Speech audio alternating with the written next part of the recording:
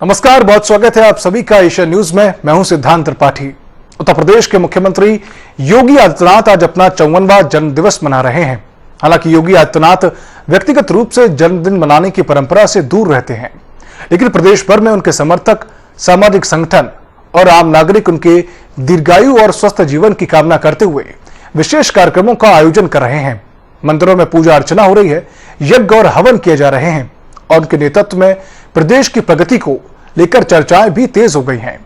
एक साधारण पहाड़ी परिवार में जन्मे अजय सिंह बिष्ट का योगी आदित्यनाथ बनने और फिर देश के सबसे बड़े राज्य के मुख्यमंत्री बनने तक का सफर अपने आप में एक असाधारण राजनीतिक और आध्यात्मिक यात्रा है। देखिए हमारी इस पर विशेष।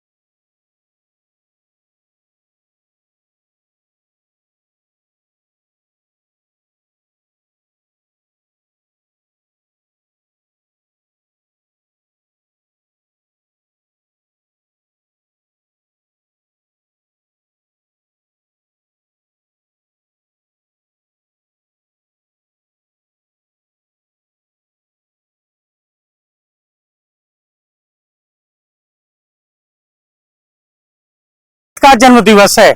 आज ही के दिन 5 जून 1972 को तत्कालीन उत्तर प्रदेश और आज के उत्तराखंड के पौड़ी गढ़वाल जनपद की यमकेश्वर तहसील के गांव पंचूर में मुख्यमंत्री योगी आदित्यनाथ का जन्म हुआ था। मुख्यमंत्री योगी आदित्यनाथ अपना जन्म दिवस तो नहीं मनाते हैं, लेकिन देश और प्रदेश में उनके करोड़ों चाहने वाले जो प्रशंसक हैं, वो सीएम योगी आदित्यनाथ के जन्म दिवस के अवसर पर यानी आज बड़े कार्यक्रमों का आयोजन करते हैं और पूजा अर्चना करते हैं और योगी आदित्यनाथ के दीर्घायु होने की कामना करते हैं। 7 भाई बहनों में 5वें नंबर पर मुख्यमंत्री योगी आदित्यनाथ हैं और मुख्यमंत्री योगी आदित्यनाथ बचपन से ही सामान्य बच्चों से अलग थे। मुख्यमंत्री योगी आदित्यनाथ हर विषय वस्तु पर गंभीरता से सोचते थे और मुख्यमंत्री योगी आदित्यनाथ ने अपने परिवार को छोड़कर एक अलग राह चुन ली। शुरुआती शिक्षा और ग्रेजुएशन तक की शिक्षा उत्तराखंड में ग्रहण करने के बाद मुख्यमंत्री योगी आदित्यनाथ ने गोरखपुर की ओर रुख किया और यहीं राम मंदिर आंदोलन के दौरान वो अखिल भारतीय विद्यार्थी परिषद से जुड़े। अखिल विद्यार्थी परिषद से जुड़ने के बाद मुख्यमंत्री योगी आदित्यनाथ महंत अवैधनाथ के संपर्क में आए और फिर उन्होंने संन्यास की ओर कदम बढ़ा दिया। संन्यास ग्रहण करने के बाद मुख्यमंत्री योगी आदित्यनाथ ने उत्तर प्रदेश की राजनीति में भी कदम रखा और 1998 में पहली बार लोकसभा में 26 वर्ष की उम्र में सबसे युवा सांसद के रूप में चुने गए। 1998 से शुरू हुआ सीएम योगी आदित्यनाथ का राजनीतिक सफर आज 2026 तक जारी है और इस राजनीतिक सफर के दौरान मुख्यमंत्री योगी आदित्यनाथ ने कभी पीछे मुड़कर नहीं देखा। इसीलिए उनका नाम अजय सिंह बिष्ट है, लेकिन उन्हें अजय योगी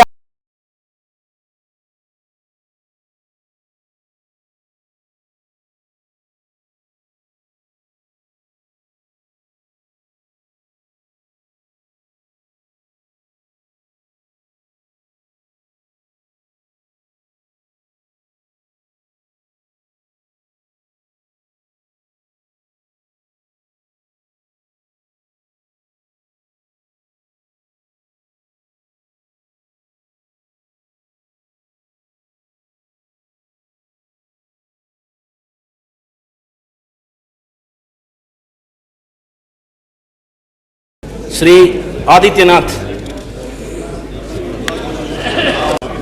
अहम आदित्यनाथ लोकसभाया सदस्यत्वेन निर्वाचितः निश्चयेन परमेश्वरस्य नाम्नः सपे यदहं विधिना स्थापितं भारतस्य संविधानं प्रति सत्यां श्रद्धां निष्ठां च धारयिष्ये। यदहं भारतस्य संपूर्ण प्रभुत्व संपन्नतां अखंडतां च रक्षिष्यामि तथा यत्पदं गृहीतुमहं मुद्यमस्मि तस्य कर्तव्यानि श्रद्धापूर्वकं निर्वक्ष्यामि।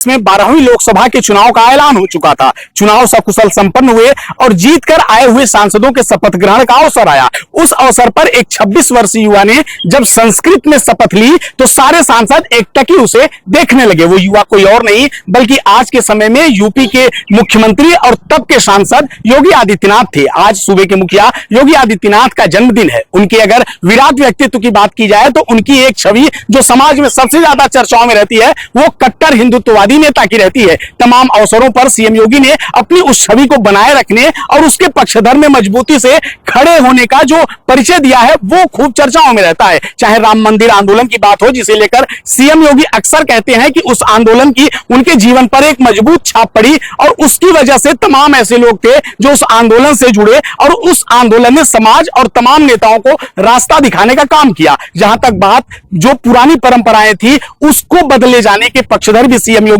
खूब रहे हैं। चाहे वो शहरों के नाम हो या फिर जिलों के नाम हो, सीएम योगी का कहना है कि जो भी हमारी परंपराएं थी उनके पुनरुद्धार के लिए राजनीति को भी आगे आना पड़ेगा। उनका कहना है कि जिस तरीके से पहले गुलामी की मानसिकता को दर्शाते हुए जिलों के शहरों के नाम थे उसे बदला जाना आज के समय में बेहद जरूरी है। तमाम संवेदनशील अवसरों पर भी सीएम योगी ने जिस तरीके से मजबूती से अपनी बात रखी है उनके तमाम ऐसे बयान समय समय पर वायरल होते हैं, सोशल मीडिया पर चर्चाओं में रहते हैं, जिसको लेकर सीएम योगी तब भी और आज भी उसी तरीके से मजबूती से बात करते हैं। हम लोग इसका नामकरण का भी प्रस्ताव हमने कर दिया है। अब उसका नाम फाजिल नहीं होगा बल्कि पावागढ़ के रूप में हम इसको एक नई मान्यता देने जा रहे हैं। भगवान महावीर से नाम होगा, क्यों हम फाजिल कहेंगे? भगवान महावीर के साथ 24वें तीर्थंकर के साथ पावागढ़ का नाम और पावागढ़ की परंपरा और पावागढ़ की संस्कृति के साथ जुड़ करके देश और दुनिया आपके पास आएगी। अपनी विरासत पर गौरव की अनुभूति करना हर नागरिक का दायित्व है। अपने पूर्वजों के प्रति कृतज्ञता ज्ञापित करना, उनके प्रति कृतज्ञता ज्ञापित कैसे होती है, सनातन धर्मावलंबियों से ज्यादा कौन जानता है।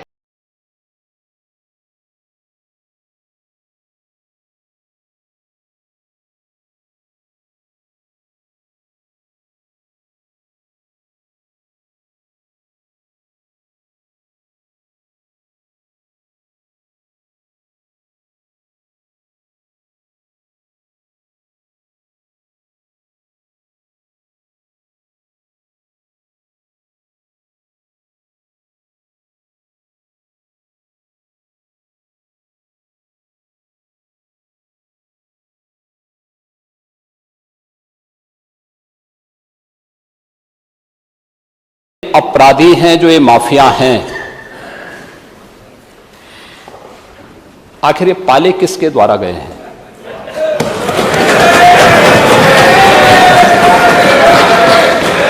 बात जवाब आ जाए। ये जब अभी आपका नाम तो नहीं लेगा, आपने के खिलाफ जवाब आ जाए। जिस माफिया के खिलाफ जो भी हो, किसी का नाम तो नहीं लिया ना, किसी का नाम ये तो सच नहीं नहीं है। कि समाजवादी पार्टी ने उन्हें सांसद बनाया था, ये सच नहीं है।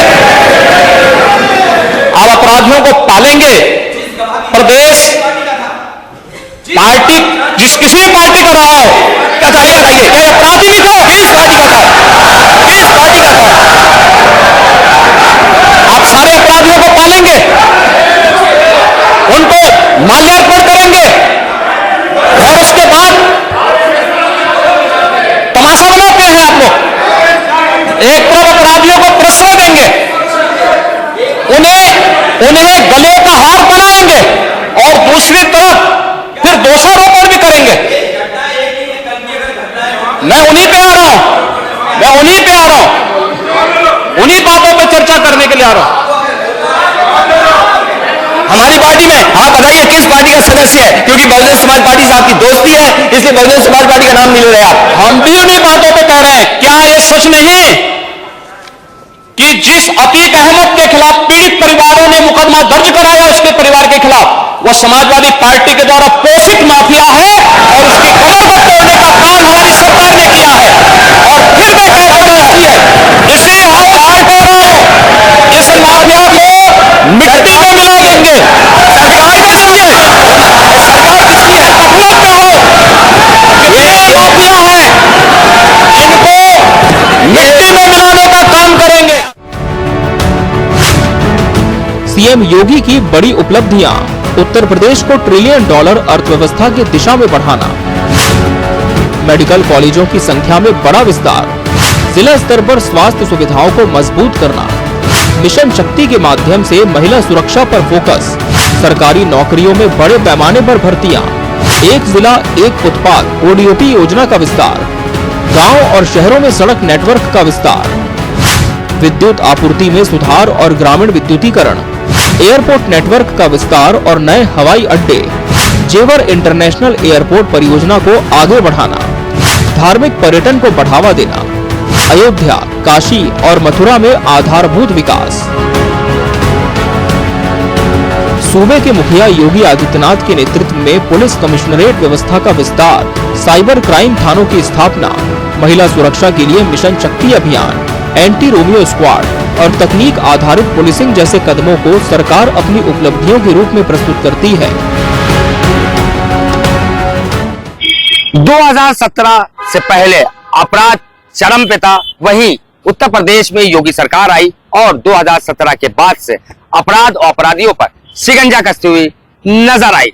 वहीं आपको ये भी बता दें कि जहां एक तरफ उत्तर प्रदेश के मुख्यमंत्री योगी आदित्यनाथ लगातार हर बयान में कहते हुए नजर आए कि अगर उत्तर प्रदेश में अपराध होता है तो अपराधी या माफिया मिट्टी में मिला दिए जाएंगे, तो जाहिर सी बात है ये कई जगहों पर देखा गया है जहां अपराध हुआ है वहां पर अपराधी मिट्टी में मिलते हुए नजर आए हैं। वहीं अगर बहू बेटियों की बात की जाए, 2017 के बाद से बहू बेटियां सुरक्षित महसूस कर रही हैं। ये हम नहीं, ये उत्तर प्रदेश की जनता कहती हुई नजर आ रही है।